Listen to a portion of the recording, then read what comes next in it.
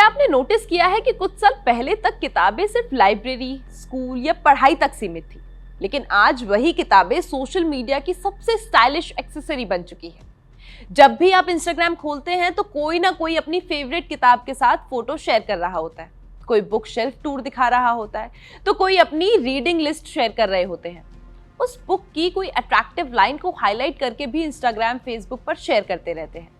और इतना ही नहीं, दुनिया के बड़े बड़े फैशन ब्रांड्स भी अब किताबों को अपने बैग, कपड़ों या एक्सेसरीज का हिस्सा बना रहे हैं।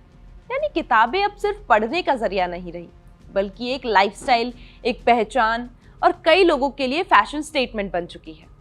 लेकिन सबसे बड़ा सवाल यही है कि क्या लोग सच में पहले से ज्यादा किताबें पढ़ रहे हैं, या फिर किताबें सिर्फ सोशल मीडिया का एक नया ट्रेंड बन गई है। और अगर किताबें फैशन बन रही हैं तो क्या ये पढ़ने की आदत के लिए अच्छी बात है, या फिर ये सिर्फ दिखावे तक सीमित है? आज के इस वीडियो में हम बुक फैशन के इस नए ट्रेंड का पूरा सच जानेंगे। समझेंगे कि आखिर जेनजी के बीच ये ट्रेंड इतना तेजी से क्यों बढ़ रहा है, दुनिया के बड़े बड़े लग्जरी ब्रांड इसमें क्यों उतर आए हैं, सोशल मीडिया ने किताबों की दुनिया को कैसे बदल दिया है, और आखिर ये भी जानेंगे कि क्या ये ट्रेंड पढ़ने की संस्कृति को मजबूत कर रहा है या उसे सिर्फ एक फैशन बना रहा है। तो चलिए शुरुआत करते हैं। एक समय था जब हर वक्त किताब हाथ में लेकर चलने वाले लोगों को किताबी कीड़ा, पढ़ाकू या बोरिंग कह दिया जाता था। लेकिन वक्त बदला और उसके साथ किताबों की पहचान भी बदल गई। आज किताब हाथ में होना सिर्फ पढ़ने की आदत नहीं, बल्कि एक इंटेलेक्चुअल इमेज है, एक पर्सनल ब्रांड है और कई बार तो स्टेटस सिंबल भी माना जाता है। इंस्टाग्राम, टिकटॉक, यूट्यूब जैसे प्लेटफॉर्म पर लाखों लोग अपनी पसंदीदा किताबों के साथ फोटो, वीडियो और रिव्यू शेयर करते हैं। यानी किताबें अब सिर्फ लाइब्रेरी की अलमारियों में नहीं, बल्कि सोशल मीडिया की दुनिया में भी अपनी एक नई पहचान बना चुकी है। फैशन ब्रांड्स ने भी पकड़ लिया है ये ट्रेंड। इस ट्रेंड की लोकप्रियता का अंदाजा इसी बात से लगाया जा सकता है कि दुनिया के बड़े बड़े लग्जरी ब्रांड्स भी अब किताबों को अपने डिजाइन का हिस्सा बना रहे हैं। नंबर 1 पर है डियोर। डियोर ने अपने कुछ हैंडबैग्स पर क्लासिक किताबों के कवर आर्ट से प्रेरित डिजाइन पेश किए हैं। यानी किताब अब सिर्फ पढ़ने की चीज नहीं, बल्कि फैशन डिजाइन भी बन चुकी है। दूसरे नंबर पर आता है कोच। कोच ने मशहूर पब्लिशिंग कंपनी पेंगुइन बुक्स के साथ मिलकर खास कलेक्शन तैयार किया है।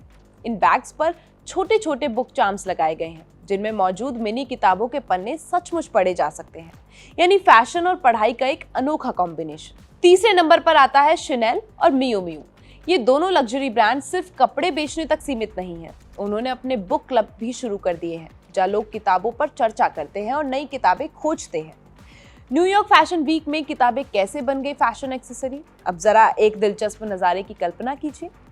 फरवरी में आयोजित न्यूयॉर्क फैशन वीक के दौरान मशहूर लग्जरी ब्रांड कोच के शो में कुछ ऐसा देखने को मिला जिसने पूरी दुनिया का ध्यान अपनी ओर खींच लिया। आमतौर पर फैशन शो में लोगों की नजरें डिजाइनर कपड़ों पर, महंगे हैंडबैग्स पर और कई बार ज्वेलरी पर होती है, लेकिन इस बार लोगों की नजर एक अलग चीज पर ठहर गई, बैग से लटक रही छोटी सी किताबों पर। कोच के शो में फ्रंट में बैठे कई सेलिब्रिटीज, फैशन इन्फ्लुएंसर्स और क्रिएटर्स अपने महंगे डिजाइनर बैग के साथ एक और खास चीज लेकर आए थे। उनके बैग से करीब 5 इंच ऊंची हार्ड कवर मिनी किताबें लटक रही थी। ये कोई साधारण किताबें नहीं थी, बल्कि दुनिया की मशहूर क्लासिक किताबों के छोटे संस्करण थे।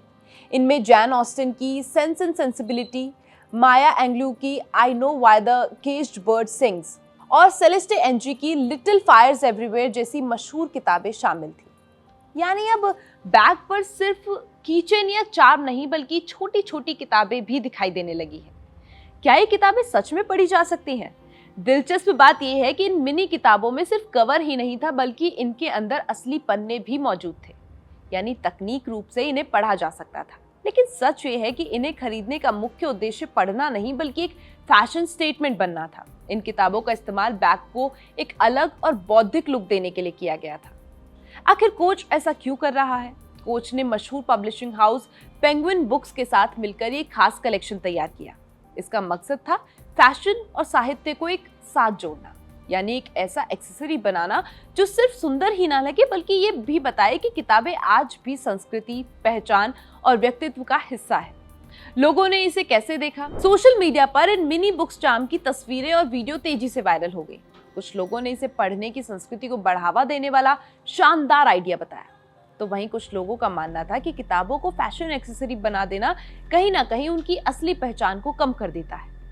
उनका कहना है कि किताबों की सबसे बड़ी खूबसूरती उनके अंदर लिखे विचार है, ना कि उनका कवर या फैशनेबल दिखना। ये पूरा ट्रेंड एक बात साफ करता है कि आज किताबें सिर्फ लाइब्रेरी या बुक शेल्फ तक सीमित नहीं रही, अब फैशन, सोशल मीडिया और लाइफस्टाइल का हिस्सा भी बन चुकी हैं। यानी अब किताबें सिर्फ पढ़ने का माध्यम नहीं बल्कि अपनी पसंद, व्यक्तित्व और सोच दिखाने का भी एक जरिया बनती जा रही है। यही वजह है कि बुक फैशन आज जेनजी के बीच एक तेजी से उभरता हुआ ग्लोबल ट्रेंड बन चुका है।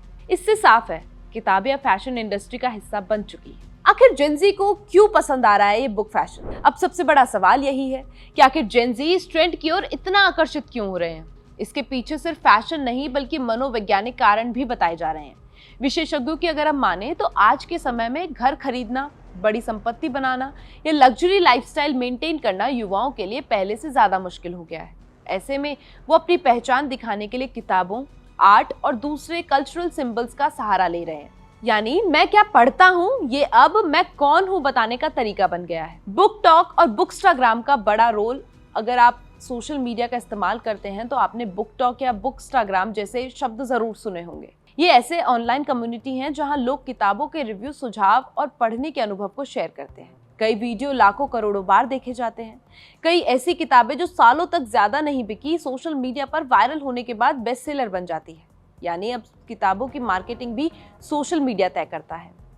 सेलिब्रिटीज के बुक क्लब्स इस ट्रेंड को आगे बढ़ाने में मशहूर हस्तियों का भी बहुत बड़ा योगदान है। कई एक्टर्स, राइटर्स और सोशल मीडिया क्रिएटर्स अपनी बुक क्लब चलाते हैं। वे हर महीने नई किताबें सजेस्ट करते हैं, नए राइटर्स को भी अपनी पहचान दिलाने में मदद करते हैं। इससे छोटे राइटर्स की बुक भी ज्यादा लोगों तक पहुंच पाती है। लेकिन इसका एक दूसरा पहलू भी है। हर ट्रेंड की तरह बुक फैशन का भी एक दूसरा पक्ष है। कई एक्सपर्ट्स मानते हैं कि आज कुछ लोग किताबों को पढ़ने से ज्यादा सिर्फ फोटो क्लिक कराने या घर सजाने के लिए खरीद रहे हैं। महंगी किताबों से भरी अलमारियां यानी बुक शेल्फ अब कई बार एक तरह का सोशल स्टेटस बन गई है। सोशल मीडिया पर भी कई बार किताब की कहानी से ज्यादा उसे पढ़ने वाले का लुक और एस्थेटिक ज्यादा वैल्यू रखते हैं। यही वजह है कि कुछ लोग इसे पढ़ाई नहीं, दिखावा भी कह रहे हैं। एक्सपर्ट्स क्या कहते हैं?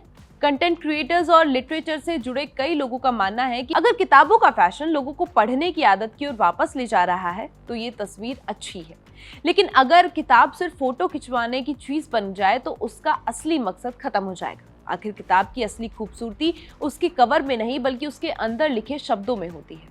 अगर आपको लगता है कि आज के दौर में लोग सिर्फ मोबाइल और सोशल मीडिया तक सीमित हो गए हैं तो ये पूरी तरह सच नहीं है। पिछले कुछ सालों में प्रिंटेड किताबों की लोकप्रियता फिर से बढ़ी है।